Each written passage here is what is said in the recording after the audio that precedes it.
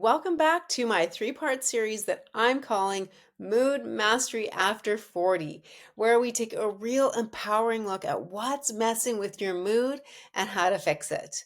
I'm Elsa Martin, functional nutritionist, weight loss practitioner, and women's health advocate, specializing in women's hormones. And today we are kicking off part two of the three-part series. Like I mentioned last time, this entire series stems from conversations that came up with some of my WBN members that I privately coach one-on-one.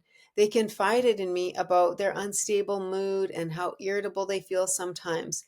Well, I'm sharing with you in this series a portion of what I shared with them. There are three main causes of unstable moods, anxiety, and depression. So, in part one, we address the root cause of unstable, irritable moods, which when we are over 40 is often hormonal. So, all the hormones changing has a huge impact on our mood. If you didn't listen to that one, go back and give it a listen. Today, we're getting into part two of what has a profound impact on your mood, and that is situational. Spoiler alert, your people pleasing might be wrecking your mood. So, situations and roles can leave us feeling stretched thin, especially in this sandwich generation life. You may be caring for aging parents, supporting adult kids, and maybe even grandchildren, and still trying to hold your life all together, whether it's business, relationships, jobs. Feeling emotionally overwhelmed, especially for women over 40, often stems from constantly overgiving without replenishment. And this can lead to resentment, bad mood, irritability slowly builds when we say yes to things that we don't have the capacity for, especially when we're in this sandwich generation where we're caring for aging parents and adult kids and grandkids and everyone in between. So, how can this lead to poor mood, resentment, anxiety, and depression? Well, let's start with resentment.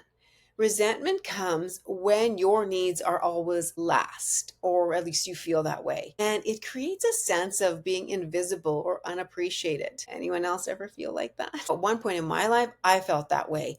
And I hear from so many women, and those are the actual words that they use. I feel invisible. I feel so unappreciated. That can lead to not only bad mood, low mood, irritability, anxiety, depression, but also resentment. And then there's anxiety, which builds as your nervous system stays in that survival mode where we're always go, go, go, go, going in the fight or flight mode, always anticipating what's the next demand, who's going to need me next, what request will there be. That can lead to anxiety and not being able to shut our brains off, where it's just constantly overthinking and working up the nervous system, which can actually lead to not only bad mood and irritability, but also us physically becoming sick. And then there's the feeling that life is happening to you instead of with you, which can lead us down into, yes, bad mood, irritability, but also it can lead down to the dark path of depression.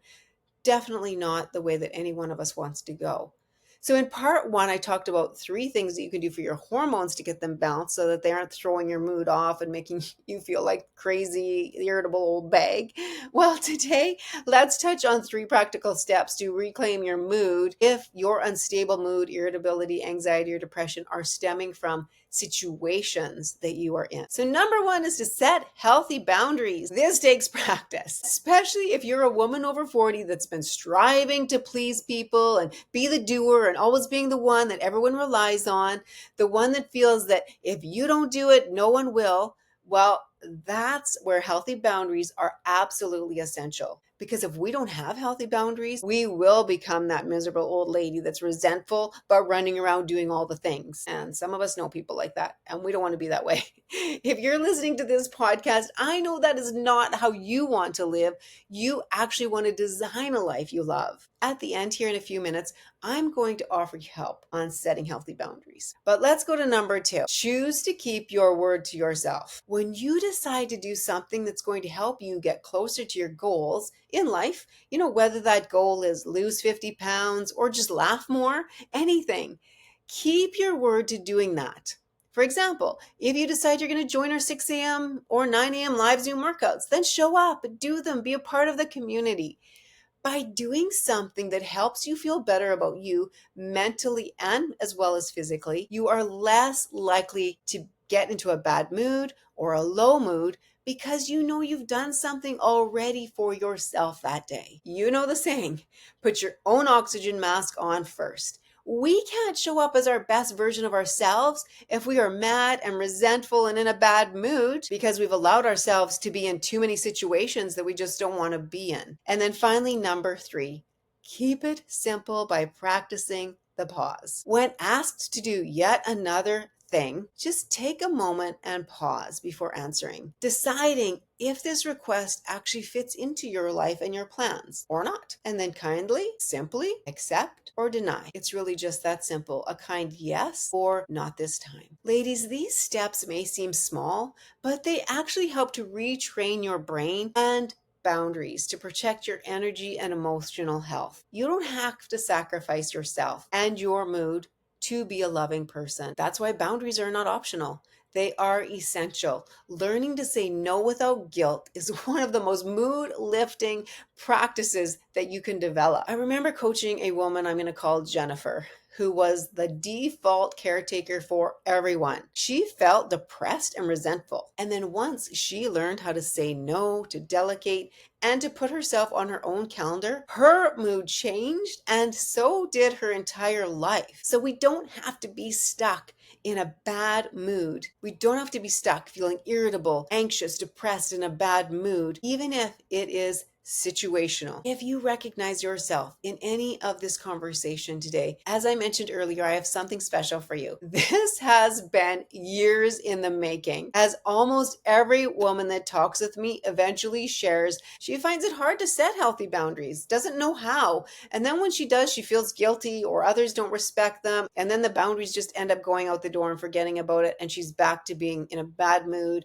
and feeling disrespected or ignored and not designing the life she loves. So this is why I created Boundaries That Bless: How to Say No Without Guilt and Reclaim Your Peace. For just $19.97, you're going to learn how to set healthy, life-giving boundaries that protect your emotional wellness. If that's something that you're interested in, put the word boundaries in the comments below and I will get that course to you. And I believe that is the best $19.97 you are ever going to spend, and this will actually be life changing. That's part 2 of mastering your mood over 40. Number 1 was all about hormones. Number 2 is situational and how you can do practical things to set yourself up so that you don't become in a bad mood if the situations are not going the way you want. You don't become irritable, anxious, and depressed. Now, in part 3, next time, we're going to dig into one of the most powerful forces of all. And I have a very personal story to share on that one that not only affects your mood, but every relationship you have, especially your relationship with you. I can't wait to hear what is your biggest takeaway from today in the comments.